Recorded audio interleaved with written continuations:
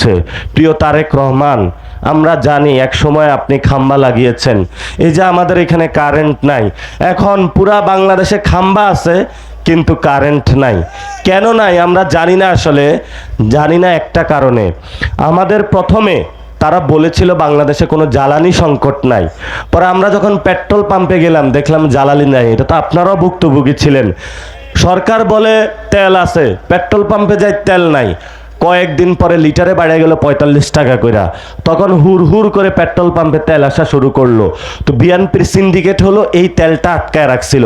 এবার চিন্তা করেন, এই এক ধাপ্পাবাজিতে তারা কত হাজার কোটি টাকা জনগণের পকেট মেরে নিয়ে গিয়েছে। এখন আমরা এই জনগণের কথাগুলা বলি, এগুলা বলতে গেলে আমাদের উপরে হলো লাঠির আঘাত আসে।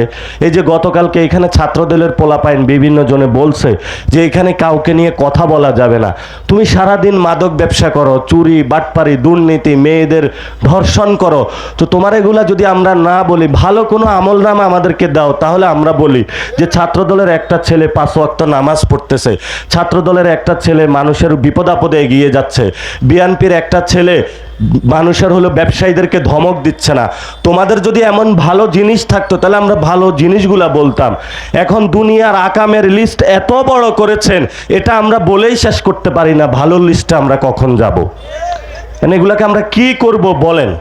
আপনারাই একটা সমাধান দেন। এই যে বিএনপির এত নষ্ট একটা পার্টি, যারা আপনাদের উপর অস্ত্র তাক করে আছে, আমরা কিছু বললেই তাদেরকে খারাপ হয়ে যায়। আপনাদের এই 5 তারিখের পরে বিএনপির লোকরা হিন্দু ভাইদের কাছে গেল, গিয়ে তাদের উপরে অ্যাটাক দিল। এখন আমি কয়েকজন বিএনপির ভাইকে জিজ্ঞেস করলাম, আপনি হিন্দুদেরকে ভোট পাইলেন কিভাবে? বলল, হিন্দুরা খুব ভীতু জাতি, তাদেরকে ধমক দিলেই তারা ভোট দিয়ে দেয়। এখন তারা জোর করে আপনাদের থেকে ভালোবাসা আদায় করতে চায়। পুরো বাংলাদেশের হিন্দু ভাইদেরকে বলবো, জোর করে আপনাকে বিএনপি ধর্ষণ করতে চায়। আপনার সামনে সময় এসেছে, আগে আওয়ামী লীগ আপনার জমি কেড়ে নিয়েছে, এখন বিএনপি নিতে চাচ্ছে। আর কত নির্যাতিত হবেন? আমার কাছে আপনি হিন্দু নয়, আমার কাছে আপনি বাংলাদেশের নাগরিক। আমার যেভাবে অধিকার রয়েছে আপনারও সেই একই অধিকার রয়েছে। কোনো হীনমন্যতায় আপনারা ভুগবেন না। আমি যেভাবে যে স্কুলে যাই আপনিও একই স্কুলে যান, আমি যে হসপিটালে যাই ওই একই হসপিটালে যাই। আমার সার্টিফিকেটে লেখা যখন বাংলাদেশি, আপনার সার্টিফিকেটেও লেখা বাংলাদেশি। বাংলাদেশে যতগুলো অধিকার আমি পাই ততগুলো অধিকারে আপনি পান। সাথে সাথে প্লাস এখানে যারা মুসলমান আছে তাদের ইমানি দায়িত্ব হলো আপনাকে ধর্মের জায়গা থেকে আরো ভালো রাখা।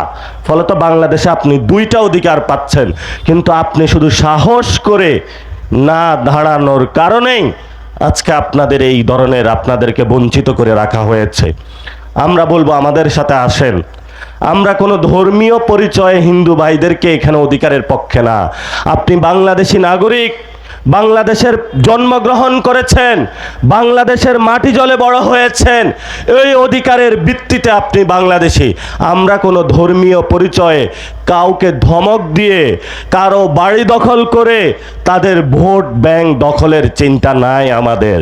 আপনারা জানেন, ইন্টারিম সরকারের সময় আমরা গিয়ে বলেছিলাম আপনাদের পূজার ছুটি বাড়িয়ে দেওয়ার জন্য। বাংলাদেশের ইতিহাসে প্রথম আমরা সেই সময় মন্দিরে মন্দিরে গিয়েছিলাম, মন্দিরগুলা পাহারা দিয়েছিলাম, কিন্তু আমরা আপনাদের ভালোবাসা পাইনি। সব উজাড় করে দেওয়ার পরও ভালোবাসা দিয়েছেন যে জোর করে নিতে চেয়েছে।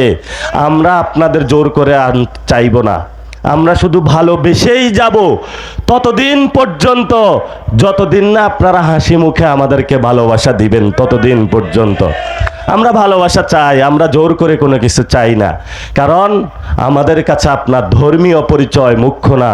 আমার কাছে আপনার পরিচয়, আপনি একজন বাংলাদেশের নাগরিক, একজন মানুষ। এই অধিকারের পক্ষে আমি যদি বুকের রক্ত চলে যায় আমি আপনার মন্দিরের সামনে দাঁড়াবো। এটাই আমাকে ইসলাম শিক্ষা দিয়েছে। প্রিয় ভাইয়েরা, এই তরুণ প্রজন্মের কর্মসংস্থান আগামীর প্রজন্মকে, এই বর্তমানে যারা গ্যাং সৃষ্টি হয়েছে, সালাউদ্দিন গং, ফখরুল গং, তারেক রহমানের গং থেকে বাংলাদেশের মানুষকে মুক্তির জন্য বাংলাদেশের পুলিশের সংস্কারের জন্য, বাংলাদেশের হিন্দু ভাইদেরকে অধিকারের রক্ষার জন্য, নারীদের সংস্কারের জন্য, মিডিয়া ভাইদের সংস্কারের জন্য আমাদের নতুন একটি যাত্রা শুরু করতে হবে। সেই যাত্রায় যদি বিএনপির ভাইয়েরা যদি বাধা হয়ে দাঁড়ায় তাহলে তীব্র লড়াই হবে, কিন্তু আমরা আমাদের আবু সাঈদের রক্তের সাথে বেঈমানি করব না। যিনি শহীদ হয়ে গিয়ে বলে গিয়েছিলেন, আমি মরে গেলাম, তোমরা 18 কোটি বাংলাদেশ জীবিত আছো, তোমাদের কাছে একটা দায়িত্ব দিয়ে গেলাম যে তোমরা বাংলাদেশটা ভালো করবা, আর যেন কোনো সন্তান ছাত্রদল যুবদল এই কারণেই চাকরি পাবে এই ধরনের বাংলাদেশে কেউ কায়েম করতে না পারে, বাংলাদেশে কোনো কর্মসংস্থানের জায়গা থেকে তরুণদেরকে কেউ যাতে হতাশ করতে না পারে, এই আমানত দায়িত্ব আমরা তোমাদের কাছে দিয়ে গেলাম। আমরা সেই দায়িত্ব এবং আমানত পালন করতেছি। শেষ কথা, আমাদের শহীদ ওসমান হাদি, আপনি তার অনেক সমালোচনা করেন। এই পাগল বলেছিল জান দিব জুলাই দিব না। বাংলাদেশের স্বাধীনতা